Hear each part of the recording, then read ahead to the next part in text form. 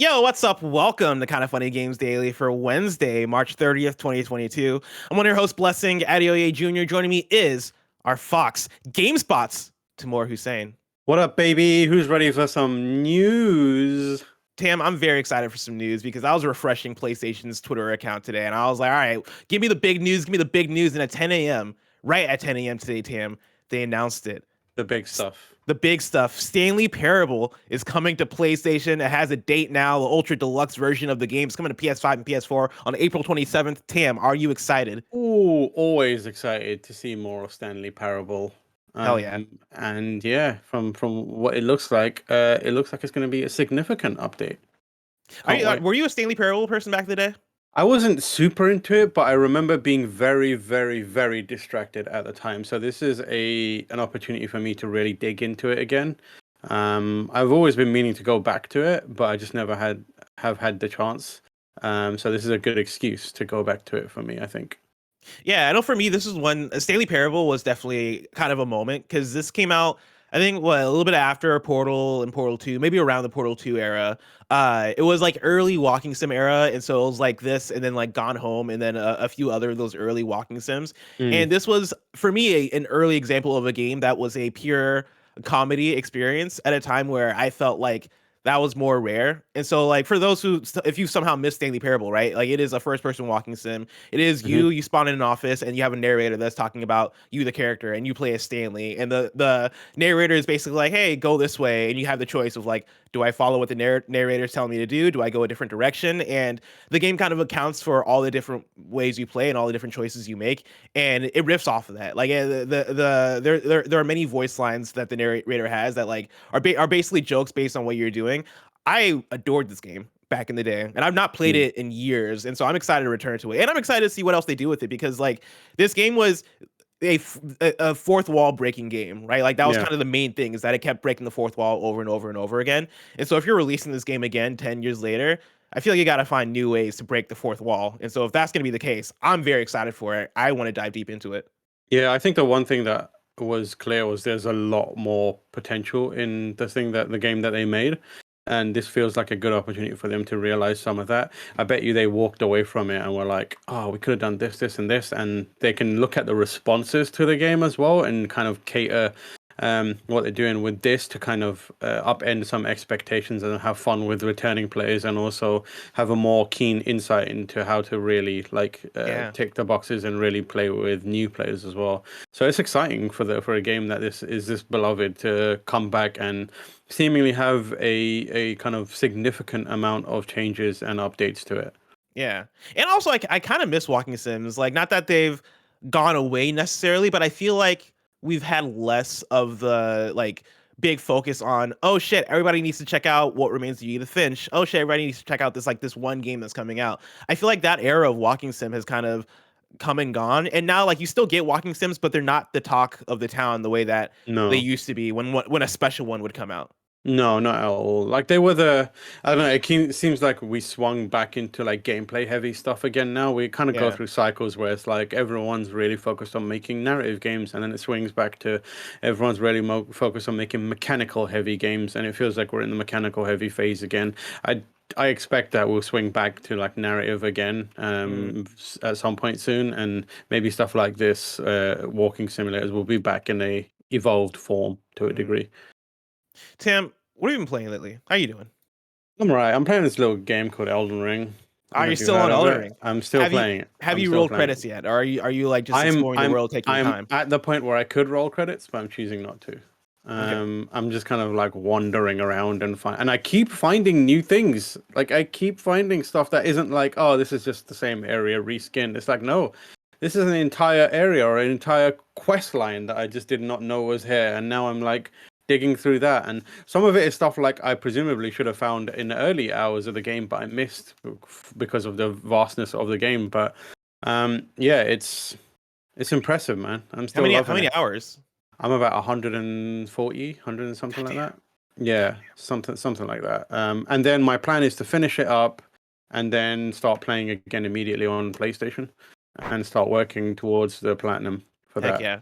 I Um, yeah. this is one of those months where I've been not bummed out. I've been very excited about video games for the last couple of months because it's been a very exciting time for game releases, and there have been Yeah. like in terms of me and my taste for video games, I feel like every week I'm getting a game that is speaking to me directly, which has been very awesome and fun. But it also means Mm, that for a game like Elden Ring that I feel like demands my time and that I feel like I would want to just spend time living in this world for a month or two or more. mm, I don't have the time. Like I have to like put it down yeah. or I have to find stopping points. And so for me, I made it. I think I'm like Yeah. 90 hours into the game now, and like I rolled credits at around I want to say like 75, 80. But like I think I did all the shard bearers, right, which are the big bosses in the game, except for Melania, who people are talking about as being one of the hardest, if not the hardest boss in the game. I'm so excited to fight Melania. I haven't done that yet because right now my character is just rolling everyone, like See, folding bosses like they're omelets right that's now. exactly where I'm at too. Where like I just hit Melania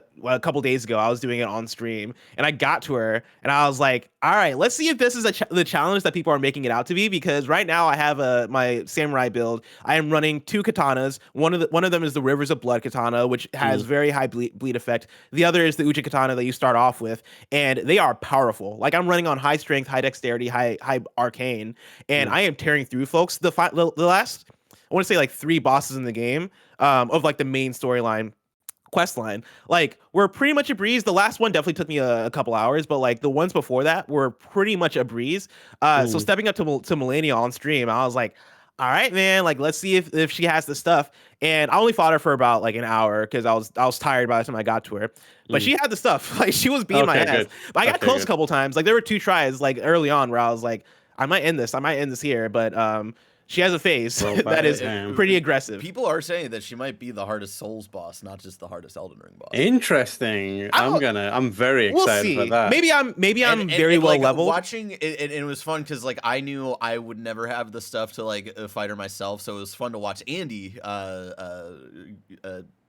try his hand at her, for a couple of nights, and it was interesting talking to him of like and kind of seeing the way that boss fight plays out, or like people have been saying it might be the hardest Souls boss.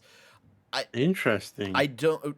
I don't think Andy agrees with that. Like he was saying that I don't know if I agree with that either. there are I harder fights, but there are Yeah. definitely some very interesting RNG. There's a things with, mechanic that she Melania. has that makes it tough. But like I think Okay. I it might be my build because apparently I have a very good build if I'm gonna fight Melania. Plus like I have my mimic, even though my mimic is only like level 3 or whatever. But I use it still. Mm. I have gotten close to beating her second phase. If she has a third, I don't know how many phases she has. If she has a third phase, then I'm like, okay, yeah, she's one of the hardest bosses ever. But like, if this second phase is her last phase, I don't think so. Because like, I've gotten close to beating that, and that was after maybe like an hour Yeah. or so of fighting I her mean, versus Orphan of Kos and the Orphan Bloodborne of DLC. Cos, yeah, That Orphan of Cos is took still me some number one time. for me. And like Orphan of Cos doesn't have crazy amounts of like mechanics or like loads. It's just pure like difficulty challenge to Orphan Yeah. of Cos. Like Yeah, Orphan of it's really Kos good. and then the final boss in Sekiro Shadows Die Twice. I think both of those for me were up there in terms of okay, no, Ishin these is are pretty rough. difficult Yeah, from software. Yeah. yeah.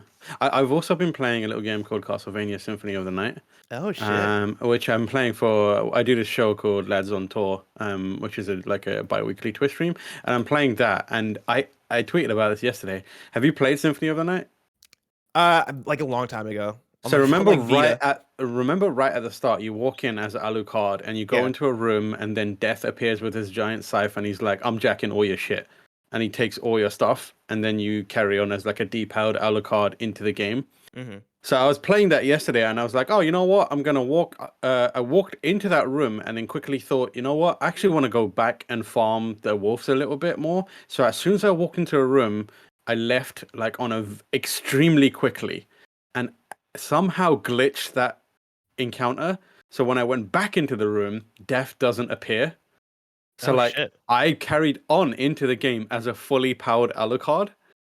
Really? like, Wait, I didn't know you could do that. That's awesome. I did it completely Holy by shit. accident. Did not know it was possible.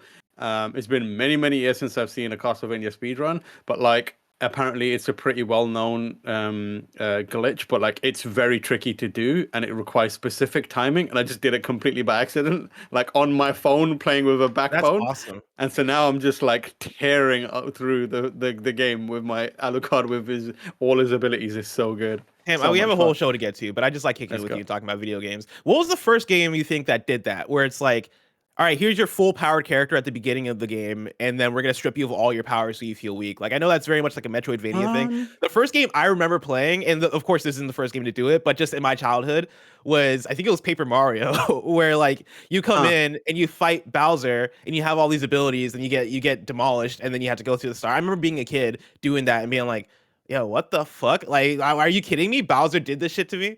But I'm like, trying to remember. Like Super Metroid is the first one I remember doing it. that's the first one I can think Um, of as well. Yeah, that I played doing it. Isn't there a Sonic game that does it technically, where you're like you have all the emeralds right at the start, and then Knuckles jacks you? I think that was Sonic 3. Yeah, maybe it's Sonic 3. Like I don't think. Yeah, I think Knuckles just shows up and is like, "This shit is mine," Yeah. and then bounces. But you don't really, and you start off as Super Sonic as well, right? Because like you're I Super Saiyan Sonic, because you It's jump been a while off since I the played Sonic 3, but I think that might yeah, have been you like the jump opening cutscene. yeah, you jump off the plane out of the screen and then come back in your Super Saiyan form and like dash along. And I thought that was the coolest shit. And then from that moment on, Sonic took a nosedive and became absolute dog shit. Anyways, let's move on, shall we? Anyway, let's move on, Tam. Let's talk about today's stories, which include everybody's golf servers shutting down, Activision Blizzard settling a lawsuit, and more, because this is Kind of Funny Games Daily. Each and every week at 10 a.m. live right here on twitch.tv/Kind of Funny Games. We run you through the nerdy news you need to know about. If you're watching live, you can correct us when we get stuff wrong by going to kindoffunny.com/you're wrong. If you don't want to watch live, you can watch later on youtube.com/Kind of Funny Games, roosterteeth.com, or you can listen later on podcast services around the globe by searching for Kind of Funny Games Daily. Remember, you can use Epic Creator Code Kind of Funny on all Epic Store and Epic in-game purchases like Rocket League and Fortnite to help support the channel. To be a part of the show, to patreon.com/Kind of Funny Games, or bronze members or above get to write in, and silver members or above get the show ad-free with the exclusive daily post show. Housekeeping for you over on TikTok. I have my impressions video up of Atlanta season 3 episode 1. It's a quick spoilery breakdown of the episode that you can check out over on @KindofFunnyGames on TikTok. And then over on YouTube, our Moon Knight episode 1 review Screencast episode is going up today. That'll be up on youtube.com/kindoffunny and on the Screencast podcast feed.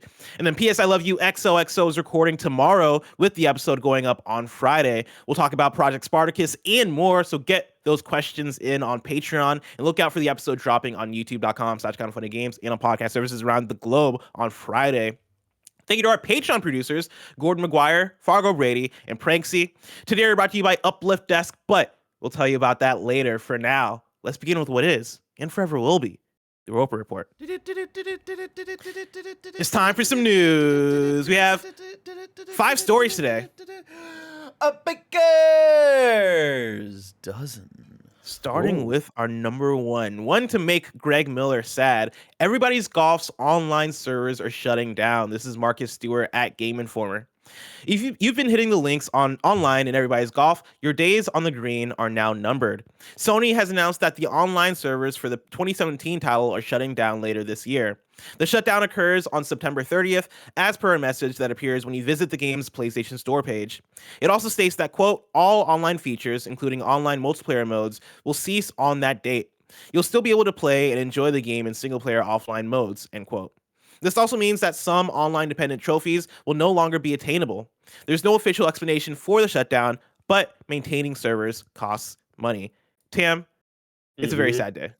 It is a very, very sad day. Golf games are few and far in between these days. Good golf games are even fewer and even further in between. Everybody's Golf is one of the few that is like genuinely good. It's such a shame that they're taking it offline. I'm sure there's like a good justifiable reason for it, but I don't know. I feel like Sony should be like, hey, we don't have a lot of these. Let's just keep this one rolling for the people that are out there. And it's like fun, and it's I would like lean into this. I'm surprised that Sony doesn't lean harder into these games. Like it feels like such an approachable, such a fun golf game. And golf games are I always want to play a golf game. And if I have a choice between this and like the sim golf games, I am never in a million years gonna play any of those sim golf games. You I don't can want to think play of. some Rory McIlroy's No, PGA golf? I would rather.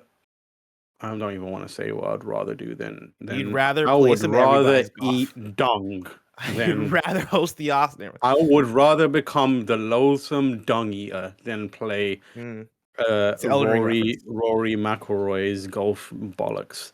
But these games I'm into. Like I love like checking these games. So I've been playing like a bit of clap hands golf on iOS, Mobile. which is great.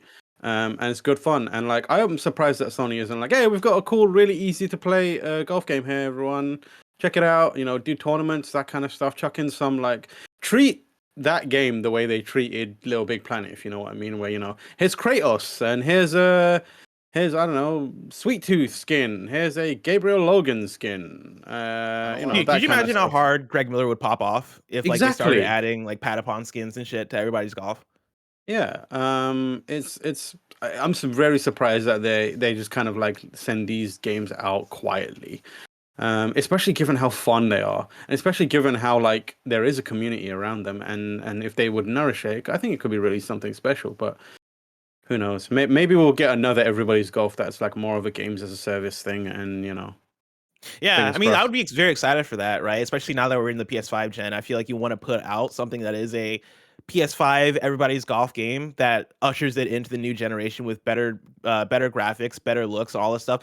This is such a bummer to me because everybody's golf is a very good game. I think it is a very Mm, fun game, and if they did put out a everybody's golf director's cut for PS5, I think they could have rode that wave and had it be a thing that would live. And I think this is probably evident that the everybody's golf player base probably just isn't there for them to support it long term.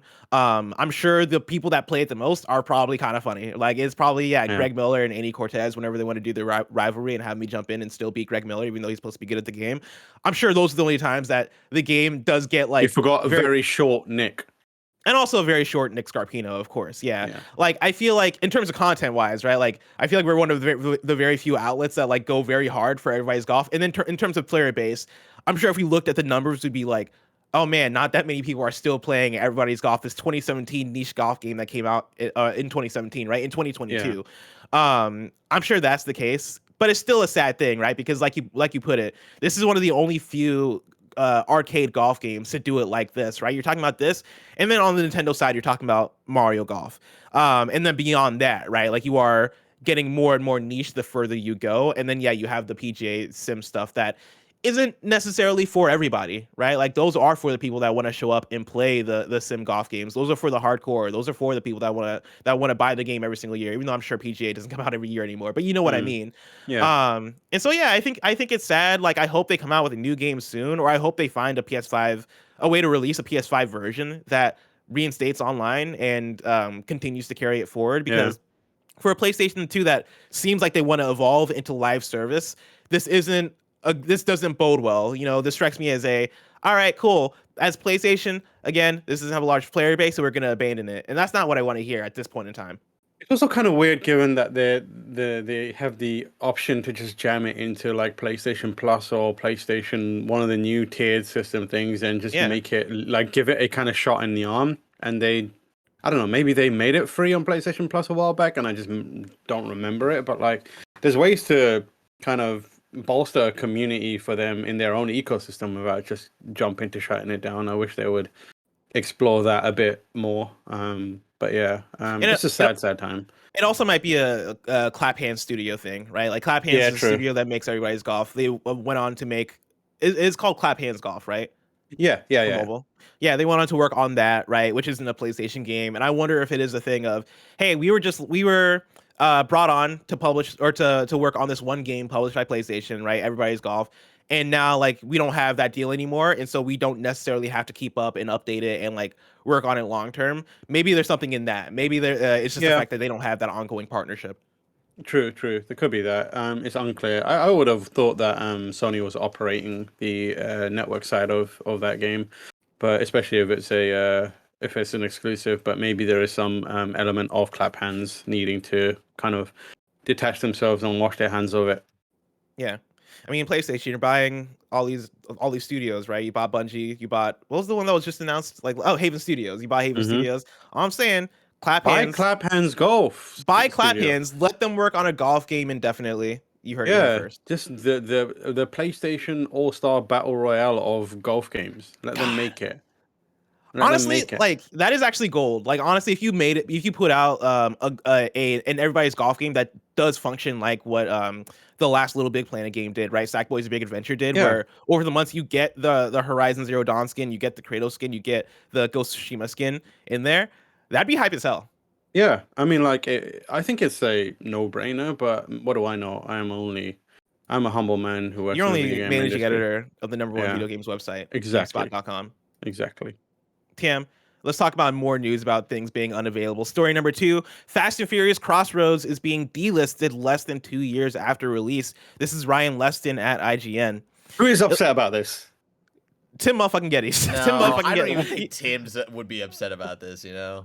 I don't listen, if I wasn't reading this on this show, I don't think anybody would even notice. Yeah, I would like to thank whoever is Bandai Namco for pulling this off the internet, because you're clearly returning some megabytes of data to us as a whole. Yeah, PlayStation's like, can you just get this off our fucking store? Like, you're wasting our bandwidth. The story reads like this. It looks as though Fast and Furious Crossroads is being pulled from sale less than 2 years after it launched in August 2020. An update from Bandai Namco has confirmed that Fast and Furious Crossroads will be delisted by the end of the month, with all sales ending on April 29th, 2022 at 4 a.m. CEST. Quote, if you bought the game digitally, it will remain in your library and can be re-downloaded in the future. Any DLCs purchased before April 29th, 2022 will still be available to use after this date, end quote, says an update on the game's official website. I love that quote because it sounds like a doctor telling you the illness is not gone away completely. It could come back. If you bought the game digitally, it will remain in your library and it can be re-downloaded in the future. Beware. I love this quote because this is me learning for the first time that this game even has an official website. Like, damn, y'all made it that far. Additionally, the game's online modes will also remain active for the time being. How long before that goes offline is anyone's guess, however. Tim, did you ever check out Fast and Furious Crossroads? No. Do you know anyone who checked out Fast and Furious Crossroads? More Tim respect Geddes, for and my that's time. it. That's the only person who played this game. And they were like, well, Tim hasn't turned on his PlayStation in a while, so we're just going to take this off the store. My choices were to either play this game or like have an existential crisis and stare at my ceiling while crying, and I picked the existential crisis, if I remember correctly. So I think I made the right choice, existential crisis every time over whatever this nonsense game is. 2 years is wild. 2 years is such a short time. And granted, they made it further than Crucible, and so like kudos to that. But also like here's the bummer thing for me is the fact that I think you can make a good Fast and Furious game. Like that is not an implausible thing. That is something that you can do. Yeah, I think you do it. You do it by taking every member of the Fast and Furious movies, creating digital versions of them, and putting them in everybody's golf. Easy. A different direction than I would have taken it. I was about to reference Spy Hunter on the PS2, which was a driving action spy game, right? The remake of like the original classic Spy Hunter game, where you would go through. It was level by level. It was kind of like James Bond, but you're just driving, only the driving levels, and you're like completing objectives. You're shooting guns out of your car. You're doing all this shit. That game was a strong fine to okay, but I liked it, right? Like as a kid with a PS2 that had that game, I was like, yo, this is a fun time. Like I would replay this game again, and I had a good time with it. I think you can make a Fast and Furious game in 2022 that is a driving action game. It is carstruction, a word that I'm making up right now. Carstruction.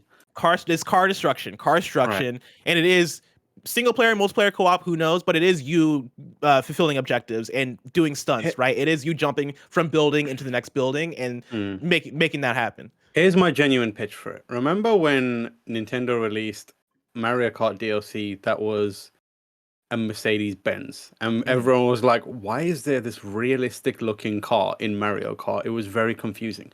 Imagine standard Mario Kart 8 right now, Mario Kart 8 Deluxe, but with realistic models of the Fast and Furious members in them, just sitting in those karts.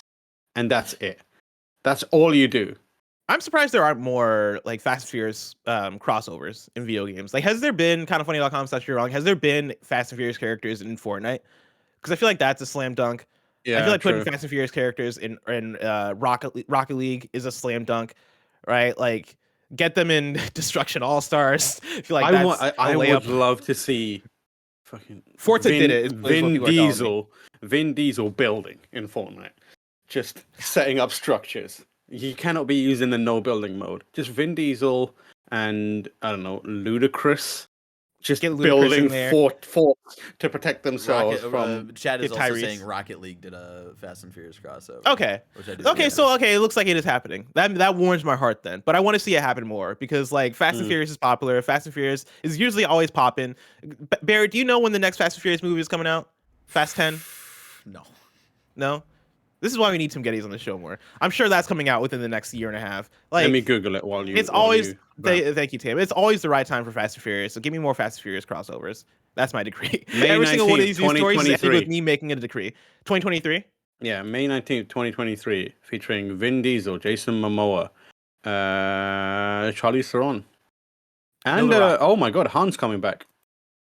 Well, No, Han came back, right? In the last one? he's Yeah, already for been- again. I He's mean, coming back again. Yeah, Okay, thank again, God. yeah. You think they're gonna have Wonder Woman? God, I hope not. No. She's dead. He's also the I don't- most boring Everybody's character. dead in Fast and Furious. Gal And they always come Gadot back. Gal Gadot has somehow got one of the most successful Hollywood careers as being completely incapable of delivering a line. Like every line she delivers is just absolute poop from a butt. And I'm just like, how are you this popular? Tam, while you're googling shit, can you Google when the next Mission Impossible movie is? Because I'm craving a Mission Impossible movie. Mission Impossible. New I cannot tell you the movie. number. I Yeah, cannot just look tell up you. new movie.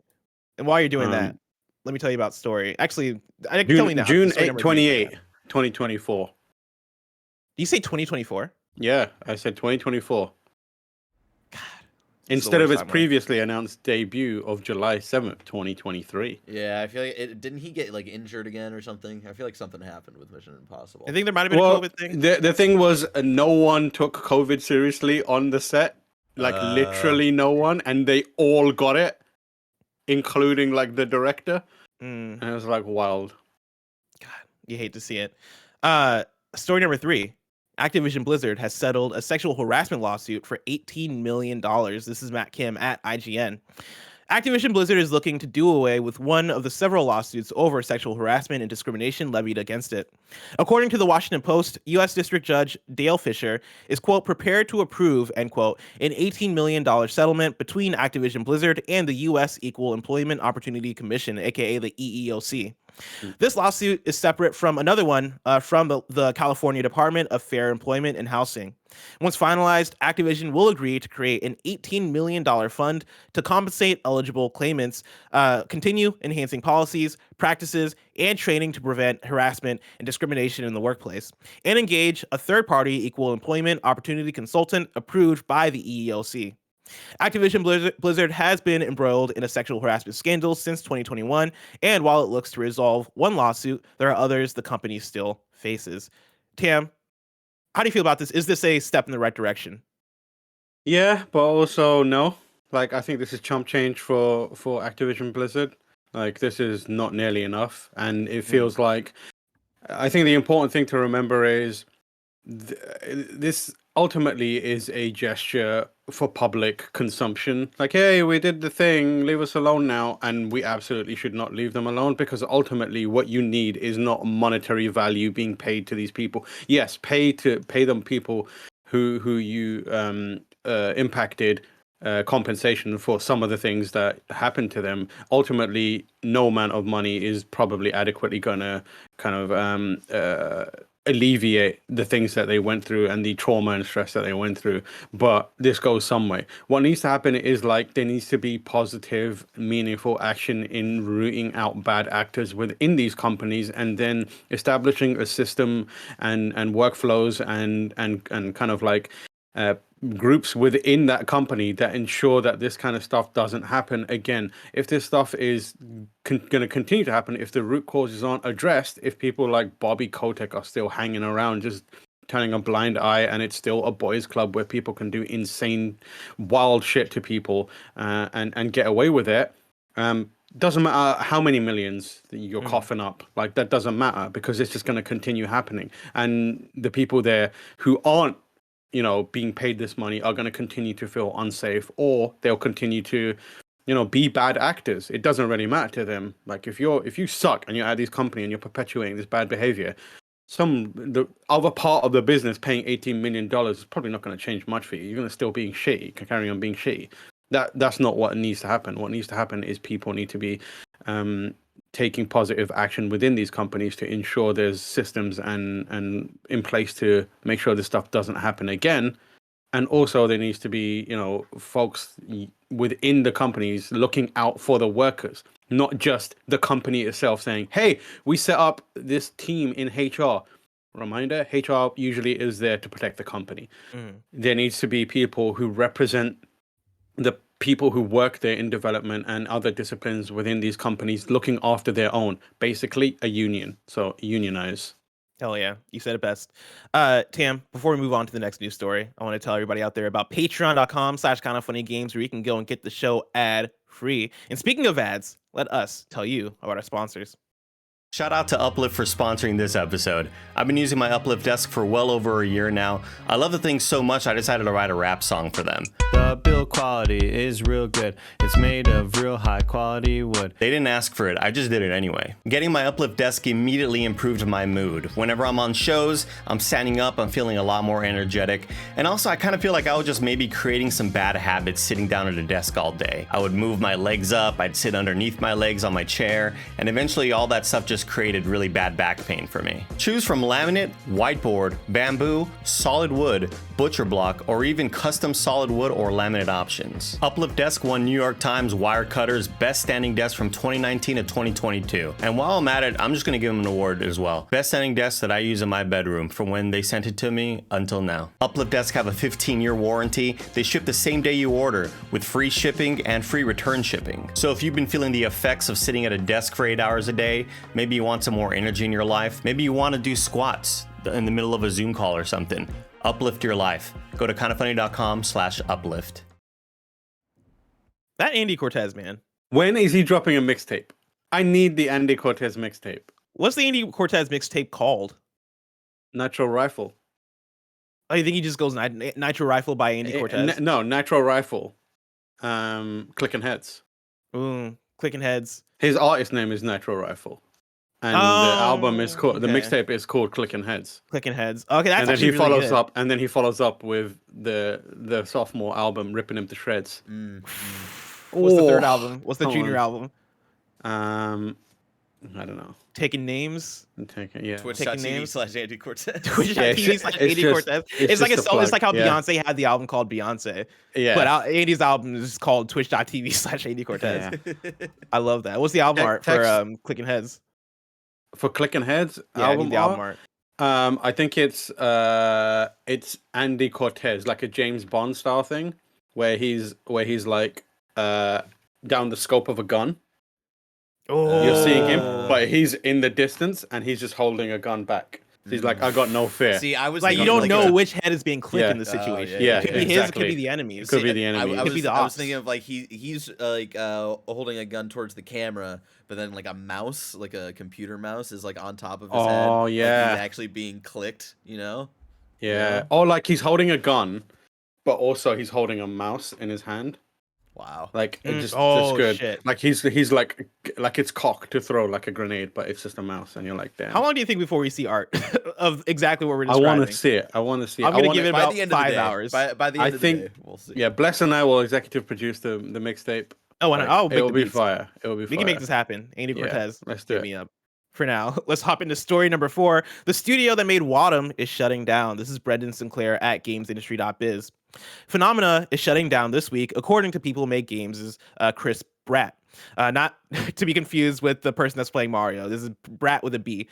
Quote, I'm absolutely gutted to report that Phenomena is set to be closed by the end of this month, with all contractors already having been laid off as of last Wednesday, Bratt said on Twitter today. Earlier this month, Bratt included the developer of Luna and Wattam in a People Make Games report on abusive indie auteurs. While investigating previously known workplace problems at indie studios Mountains and Fulbright, sources had told of it sources had told it of a similar situation at Phenomena with co-founder Robin Hunick. A group of former Phenomena employees described Hunick as emotionally abusive, often sharing employees' sensitive personal information with others in a work environment without their consent. After the report's publication, Hunick posted to Twitter saying, quote, "Leadership is a journey and often a difficult one. It saddens me to know people are hurting from mistakes I've made. What a terrible quote. I am truly sorry. Right now, I'm taking time to talk to people, focus on the feedback everybody is sharing, and figure out next steps," end quote. Shortly after Brad's report surfaced, Phenomena shared that it is in the process of securing funding to sustain the studio. Quote, "Phenomena was in the process of closing an investment round just before GDC, and we're still actively working to do so," the company said via Twitter. They continued, quote, Last week, we let everyone know that if we do not successfully finish the fundraise, we will be forced to close the studio," end quote. Leadership is a journey. You know what isn't a journey? Not being shitty. It's very easy. Just don't do it. Tam, you know who the real victims are in all of these cases? The leaders. The leadership. The leaders. And the hell, CEOs. Are you serious? Leadership is a journey? Grow up. Just don't be shitty to people. And like, fucking hell, that sucks. I mean, I think that sums it up, right? Like, don't be shitty to people. And like, this is a conversation I was having after the Fulbright story came out, right? Like, we talk a lot about auteurs and the leaderships of these studios, right? Both AAA, right? But in this case, a lot of indie studios that you might consider like indie darlings, or studios that are responsible for games that might mean a lot to people, right? We're talking about Fulbright, we're talking about Gone Home, we're talking about this studio, Phenomena, right? We're talking about Wattam. It seems like oftentimes you have that auteur leadership that goes awry, right? That like, hey, you know, I made a dope ass thing, and now like I have this power, I have this say, and I'm leading the studio, and all of a sudden I feel untouchable, and I feel the power to be able to do whatever I want, even if that includes, you know, being abusive, even if that includes talking down to people, even if that includes insulting people or misusing my power, right? I think for me that comes back to leadership is not for everybody, right? Like this statement isn't the statement being made here shouldn't be the statement of leadership is a journey, right? It should be a statement of, hey, I'm sorry, I fucked up, I'm stepping down, I'm a bad leader. Because from what we're reading here, you are a bad leader. And you can be a good designer, you can be a good writer, you can be a good programmer, you can be great at making a game. That doesn't automatically mean you're going to be a great leader. And I think that's what we're seeing a lot of here, where people just end up in leading roles, and they should not be in leading roles. The thing that boggles my mind, and the thing that I think is a major issue, is like being one of those people is dangerous, especially when you forget that the thing that probably got you to that position is the hard work of multiple people. When you take this kind of perspective and you become this kind of person, what you're also doing is telling everyone, I am the only person who was capable of making this thing. Like, the reason this thing that you love exists is because I exist, and I am the only person that mattered in the creative process. Which is ridiculous. Like, all leaders like need to remember in these studios that you ain't shit without all the other people, because there's no person that exists on this earth that is multidisciplined to the point where they can do every single thing in a game development process. And if that person exists, there is not enough time or energy for that person to pull it off. Take, I don't know, people that I like, Kojima, Miyazaki. They are not capable of putting out the games that we love without the people that are around them. When you forget that and you become the auteur who's like in a position where you're the leader and you start making these kind of behaviors normal, all my vision. It's not your vision. You ain't shit. You're nothing without the people around you. When you forget that, you will get exposed, and you will start behaving in a shitty way like this. And let me tell you, it doesn't take training. It doesn't take a lot of life experience to learn the fact that you shouldn't be harassing people. It's very, very easy. It's basic shit that you probably, as a human, should just naturally know. Don't make other people feel bad.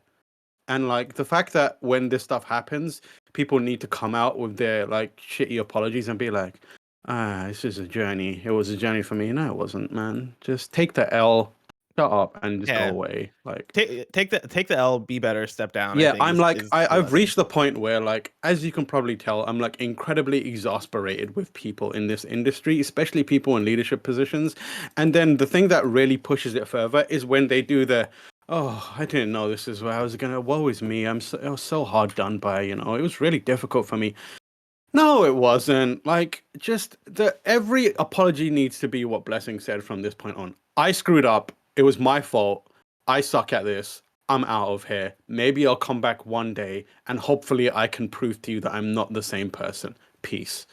Bye. That's how it should be. Not, oh, woe is me. Leadership is really difficult. I made some mistakes. Leadership is difficult if you're a shitty leader. Mm-hmm. Yeah, not everybody should be a leader, right? I think that's what I keep. Yeah, That's the exactly. thought that I keep thinking about as we get more of these stories of people that lead studios, and again, we're fans of them, right? We're like, oh shit, yeah, Steve Gaynor, like he was the lead on Gone Home. He made like XYZ thing that I loved. Turns out, right, like he should not have been a leader. He should have stuck to writing. He should have stuck to the stuff he was good at, and also he shouldn't have been shitty in the situations where he ended up being shitty, right? Like, that is the thing that ends up being the bummer for me is seeing people seeing not even evolve into shitty people, because I don't think that's necessarily a thing that people turn into, right? I think that is the thing of, you're put in that position, and all of a sudden you see your true colors, and it sucks, man. Like I don't know, man. Like I hope that from these we get lessons that people learn, at least Yeah. studios learn, in terms of, I hate seeing this happen to the Wattam developer. I hate seeing that happen to Fulbright. I hate seeing this shit happen Yeah. to these different darling studios. I hope that other indie studios and other studios, period, like look at this stuff and go, Mm. oh, we need to get our shit together. Like, especially if they Yeah. don't have their shit together, right? And- Like, and- oh, we can't act this way. Yeah, and also shout out to the people who are not in the news that are genuinely good, like at this, and like they're just, it's easy to kind of criticize the people who are bad, and it's much harder to like praise the people who are good, because we just never hear about the people who are good. No one's out there being like, oh, this is a great, this studio's real great and this leader's real great. So if you are one of those people, shout out to you. You're well done. It isn't easy to lead a team, and like Bless said, no one is built for it. Some people just aren't built for it, and there's other people who are like, I didn't mean to be a leader and now I've been put into this position. Like, if that's you and you feel like you're gonna screw it up and you don't feel confident, like, either do the work to be better from the outset, or just like don't step into that position if you don't feel like you can handle it, because there's lives can be ruined, like and people can be ruined. 1000%. Yeah. And I like think that's you a need to huge be thing, is that like you can really hurt people if you're a bad leader, or if you're abusing that role. Like, that can have a detrimental effect on people's mental health, on their actual health. Yeah. Yeah. Last news story. Story number 5. Nintendo could be preparing to add new NES and SNES games to Nintendo Switch Online. This is Chris Scullion at Video Games Chronicle. Nintendo could be preparing to add more titles to its NES and SNES libraries on Nintendo Switch Online. According to the Nintendo Status Bot, aka Nin Status Bot Twitter account, a profile that tracks Nintendo's maintenance windows, both the NES and SNES apps will go down for maintenance on Thursday morning between 5:55 p.m. Pacific time and 7 p.m. Pacific time. I said Thursday morning there because I did have to translate the time zone they had originally. But yeah, I think this is actually supposed to be today, 5:55 p.m. Pacific time and 7 p.m. Pacific time. Nintendo often takes its retro console apps down for maintenance when it adds new titles to them, suggesting it may make an announcement either today or on Thursday morning that more NES and SNES games are being added. Nintendo often takes its retro consoles apps down for maintenance when it adds new titles to them, suggesting it may make an announcement either to... Oh, okay, never mind. I'm just repeating the same paragraph. Tam, how excited are you for possible new NES/SNES online games? I'm excited. I love the choice of having Super Mario RPG on screen right now. Would love to play that.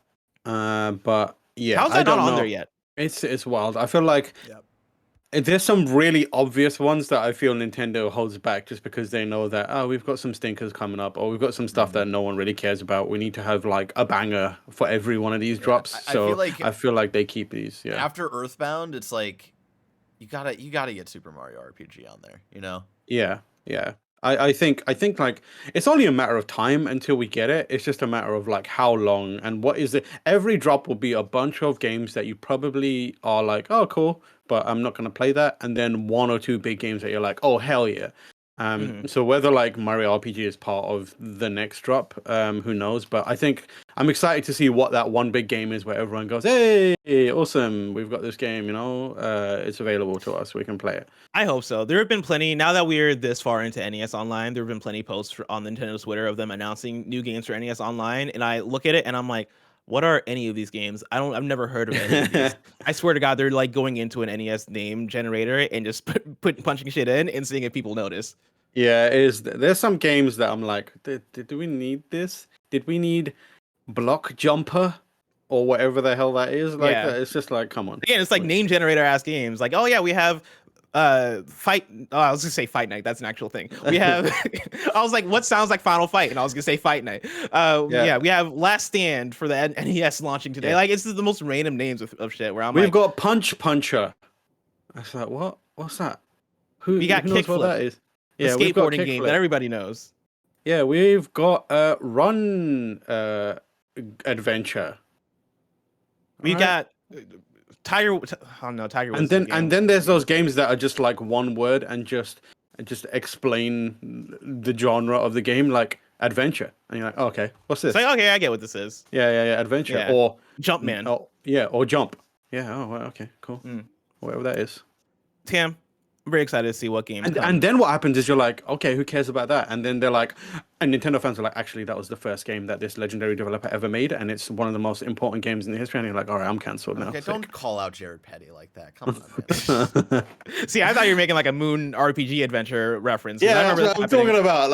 Like, people are like, what the flip's a Moon RPG? And It's everyone's like, like, actually, without Moon you RPG, don't you wouldn't have know gotten Moon Earthbound, RPG? you wouldn't have gotten Undertale. Moon RPG is responsible for it all, and I was like, It's oh when damn, my bad. Live Alive or whatever got announced, and Yeah. then like all of these nerds who definitely had not heard of it before were like, Yeah, "Ah, it's you something haven't like- heard of Live Alive?"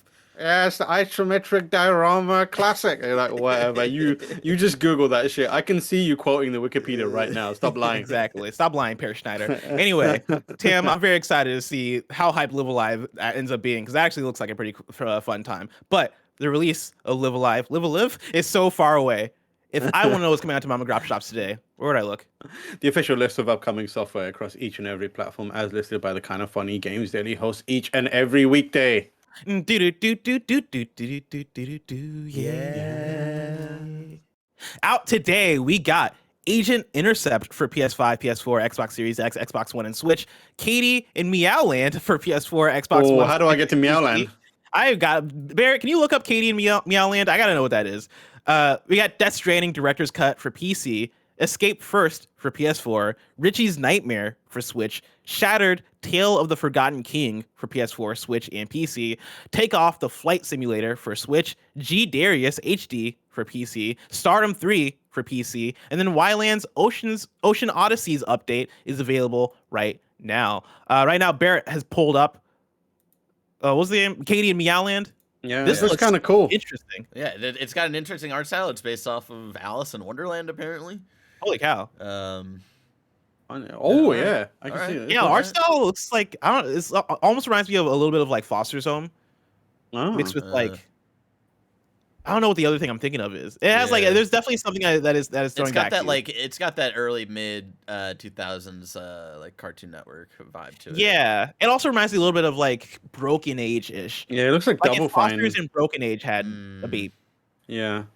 This is good. This looks cool. Yeah. All right. You know what? Shout out to Katie. Hope she has fun in Meowland. In Meowland, yeah. New dates for you. We got Mighty Goose's free DLC that is coming on Tuesday, April 19th on PS5, Switch, Game Pass for Xbox Series X, Xbox One, and PC, PlayStation 4, and Steam. The second annual MetaQuest Gaming Showcase is happening April 20th, and then the Stanley Parable Ultra Deluxe comes to PS5 and PS4 on April 27th. Did you see Deals- that? Did you see that meta news story that's going around? No, what is this? It's wild. Like, so apparently Meta is paying Targeted Victory, which is a major consulting firm, to orchestrate a nationwide campaign to turn people against TikTok. No way. Which is So Meta is like, people are making too much fun of us. We need to spend millions and millions of dollars to turn people against TikTok. It is wild. They know that's gonna fail. Yeah, I know. I think that as a society we should ruthlessly bully Meta until it goes away. What I need is for them to put out the Oculus Quest 3 and make it so that I don't need a Facebook account to use it. Never. Like that's all I care about. It's never happening. That's never That's happening. all I care about. The next. What's more likely to happen is the next Oculus Quest will include some sort of syringe that goes into your body and will extract blood and collect more information. Yeah. They're gonna have a Facebook branded chip that you have to put inside you in order Yeah. to use Oculus 3, and they're gonna say, "Oh no, it enhances the VR experience," Yeah. but really, it tracks your blood data so they can sell you ads. Yep. I think there's actually a way of decoupling your Facebook account already, but there's like weirdness to it. Do you know anybody with a Quest 2? Here's my thing. I have a Quest I've got 1. a Quest 2. Do you like it? Because I have a Quest 1 and I don't know if I should upgrade or not. I've been staying away because of the Facebook thing. I need to use it more. I attended a Kendrick Lamar concert with it on YouTube. How's that? It was awful. It was very strange. I felt like I was like a tiny human watching Kendrick Lamar tower above me, and it was not in the good like not in the good like Fortnite way. But I will say I've been playing a bit of Resident Evil 4 on it. Great game, like real good in VR? In VR, especially in VR, it's really good. Like it's probably the best game I've played on it. I do want to check out more things, especially now that I'm in an apartment that has the space to do it. So I think I just need to. Sometimes I forget I have it, and like that's a bad situation to be in. Like I've been trying to get back into Beat Saber specifically because like I need some kind of physical activity, and Beat Saber was really good for that when I still had my PSVR set up. But like since moving into this new apartment, I just don't have space to play Beat Saber. Like I can maybe play in my room, but like I'm scared that I'm gonna hit my TV or some shit, and I don't want to punch through my TV or all this equipment that I have in here. And then the living room doesn't have as much space, and also I don't want like Michael Hyam walking out of his taking room videos of you and like I'm out here flailing my arms all over the place, and Michael Hyam just wants to get to the kitchen. Kevin and I used to do that to each other all the time at the studio when he would walk around with the VR headset. You just like play pranks on each other. Take videos of each other, tickle each other. It was great. I love the idea of Michael Hyam coming out of his room to go to get a glass of water, and suddenly you're there flailing your arms around like General Grievous with all of his. See, that's the situation I don't want. I don't need Michael Hyam seeing me like, because I'm trying to sweat.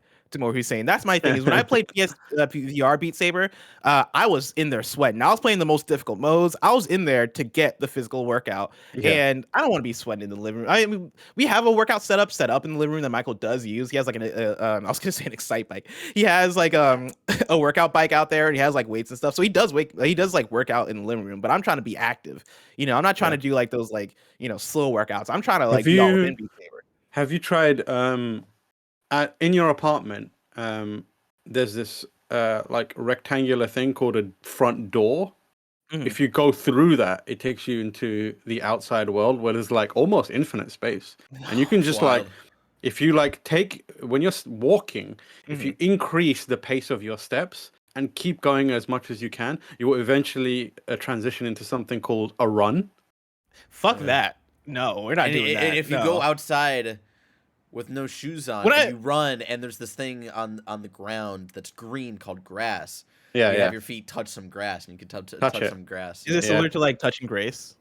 Yes, exactly like that. It's actually Touching Grace is based on the idea of touching grass. So maybe give that a go. God damn. No, I'm not doing any sort of like any physical activity that involves walking or running long distances. Oh man, I'd rather. What was the thing you said you'd rather do at the top of the show? I'd rather do that. I would consume dung. Yes. I stand by.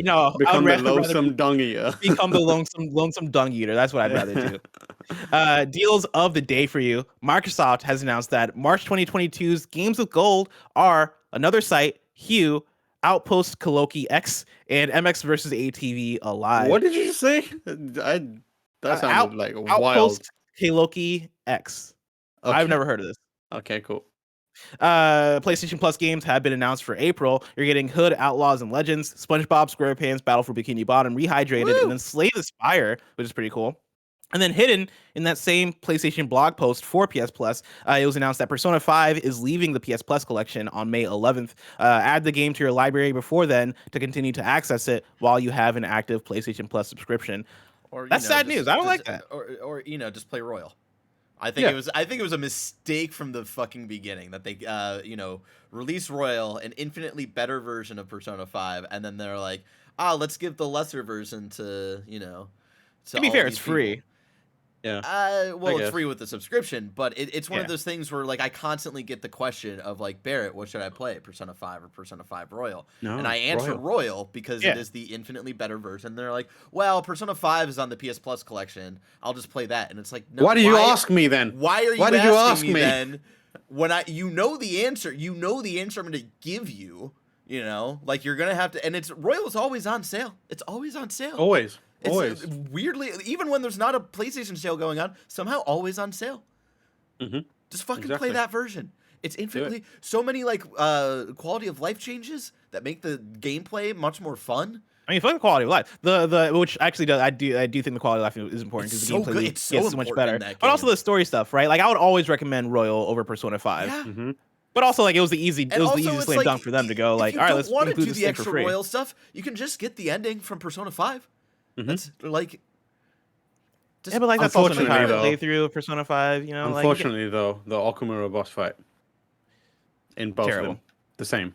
yeah. Hate to see it. Truly hate to see it. well, truly the hate to Kumura see it. boss fight in the original was just kind of whatever, boring, and then they made it tough in Royal. But that's It was about it was like messed up in the original as well. I think. No, it was more of the palace itself of Akumura was like really fucked up and dumb, whereas in Yeah. the boss fight itself, it was just kind of like whatever. Yeah. Wow. And Andy Cortez in chat, fucking nerdy ass show right now. Andy Cortez. Andy, so knows you what got I'm a thinking. mixtape to make. Get out of it. Andy does have a mixtape to make. Andy, get the fuck out of chat and get into the studio. All right, Alright, Andy, spit some Mr. bars. Like, oh my god, I understand all the lore to Elden Ring. You fucking nerd, get out of here. Andy wants to hear more about us talking about the Lonesome Dung Eater. That's what he wants. That's- Do you know what I want? I want to tell you about the April free Prime gaming titles, which have also been announced. You're getting Oblivion Game of the Year, Plants vs. Zombies Battle for Neighborville, Monkey Island 2 Special Edition, Nanotale, not related to the nanobiologist, Typing Chronicles, and then Guild of Ascension. Tam, now it's time for kindoffunny.com/you're wrong, where you write in list of what we got wrong as we got it wrong so we can correct it Yes, for those we watching later know. on YouTube and listening on podcast services around the globe. There is another Mission Impossible movie. We made the mistake. I get it. Actually, It's nobody fine. did write in about the Mission Oh, Impossible really? movie. Yeah. Wow. We got him. Snuck it But if you want to past. correct that, yeah, there is a Mission Impossible movie dropping. You said 2023? Yeah, 2023. Hell yeah. I was real sad. I'm not gonna lie. I got real sad when you said 2024. I was like, what am I living for then? You know, why am I here? If I'm not gonna get a Mission Impossible movie in the next 2 years. Blessing, have you seen the movie Demolition Man? I have seen the movie Demolition Man. Okay, I think I good. watched Just it making with sure. you. Okay, good. Just making Yeah. sure.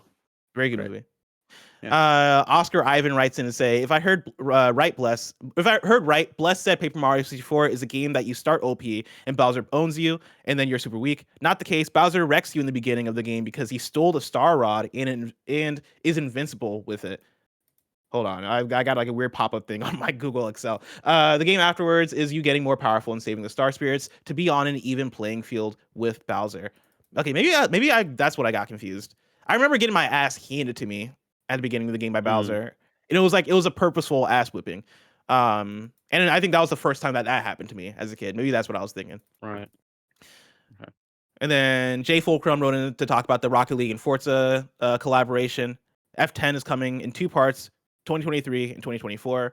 At the end of the first part, Vin Diesel gonna snap, and the entire, half the people in the universe are gonna fade away, and they're gonna be like, "Damn, they really did that? That's wild." Damn, that'd be crazy. I honestly like they would get me in. Imagine if Vin Diesel did the going. snap, and half the cars in the universe vanished, nothing else.